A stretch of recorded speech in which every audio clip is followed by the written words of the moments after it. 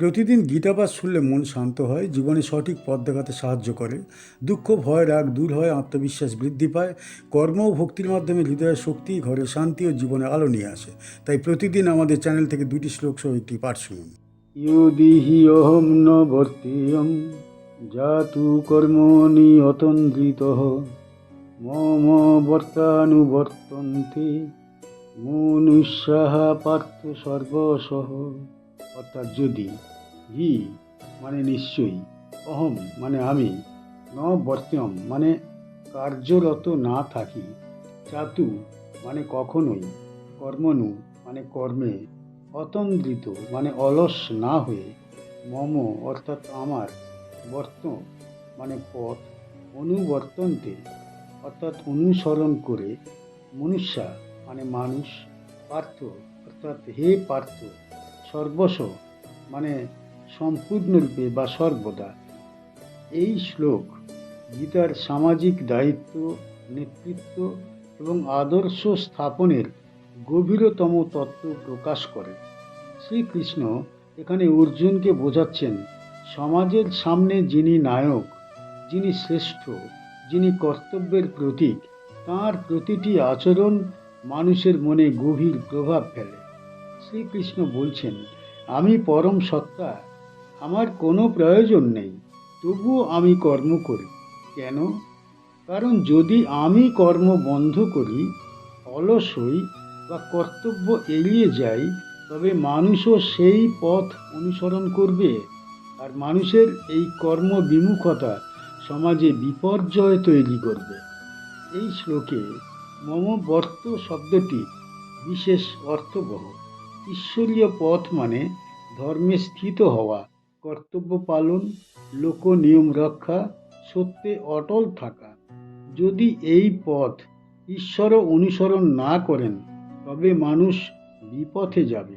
সুতরাং সমাজের কল্যাণের জন্যে, লোক সংগ্রহের জন্যে, আদর্শ রক্ষার জন্যে ঈশ্বরও কর্মময় থাকেন। এই শ্লোকের আরেকটি দিক হলো, নেতার আচরণ সমাজের চরিত্র গড়ে দেয়। নেতা যদি অলস হয়, সমাজ অলস হয়। নেতা যদি কর্তব্য ত্যাগী হয়, সমাজ শৃঙ্খলাহীন হয়।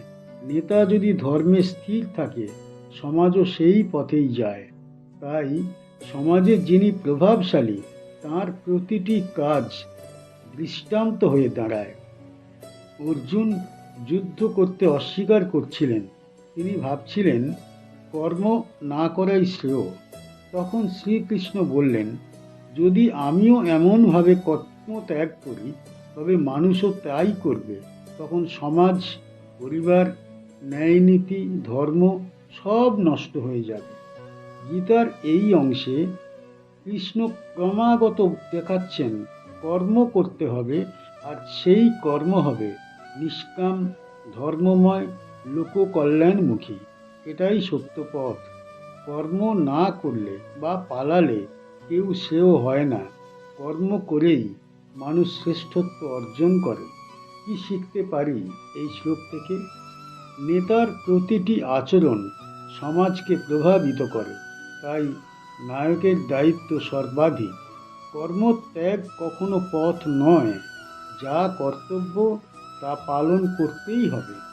আদর্শ স্থাপনের জন্যে কর্ম অপরিহার্য। মানুষ নেতৃত্ব দেখে পথ নির্বাচন করে, সমাজ ঈশ্বরীয় পথ অনুসরণ করে। তাই ভগবান শ্রীকৃষ্ণ নিজেও কর্মে স্থিত। অলসতা সমাজ ভঙ্গের কারণ। কর্তব্য ত্যাগ করলে বিশৃঙ্খলা জন্মায়।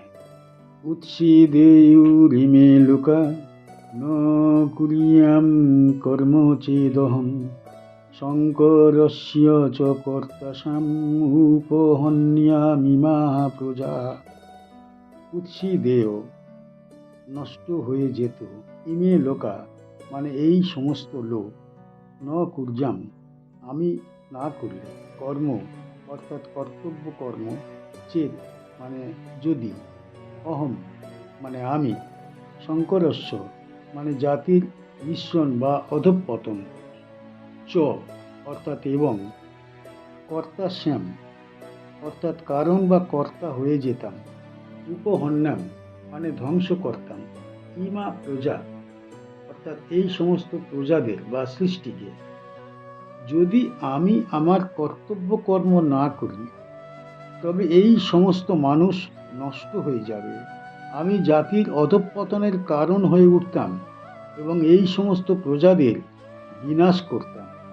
এই শ্লোকে ভগবান শ্রীকৃষ্ণ অর্জুনকে বোঝাচ্ছেন, জগতে শ্রেষ্ঠ ক্ষমতাশালী আদর্শ ব্যক্তিরা যদি নিজের কর্তব্য কর্ম ত্যাগ করে তবে সাধারণ মানুষ কর্মহীন ও বিপথগামী হবে।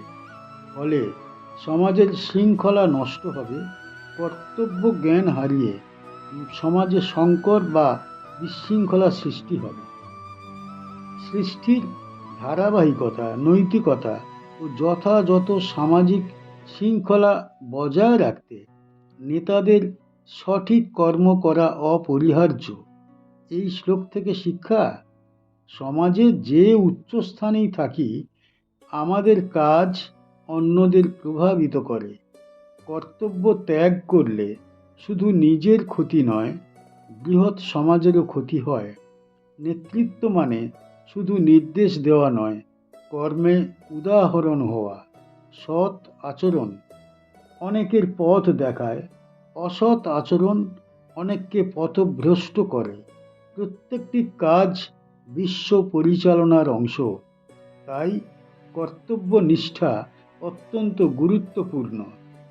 আমাদের চ্যানেলের গীতা পাঠ কেমন হয়েছে, ব্যাখ্যা কেমন হয়েছে, আপনার কেমন লেগেছে কমেন্ট বক্সে অবশ্যই জানাবেন এবং প্রতিনিয়ত গীতা পাঠ শোনার জন্য চ্যানেলটা অবশ্যই সাবস্ক্রাইব করে রাখুন। দেখা হচ্ছে পরের ভিডিওতে।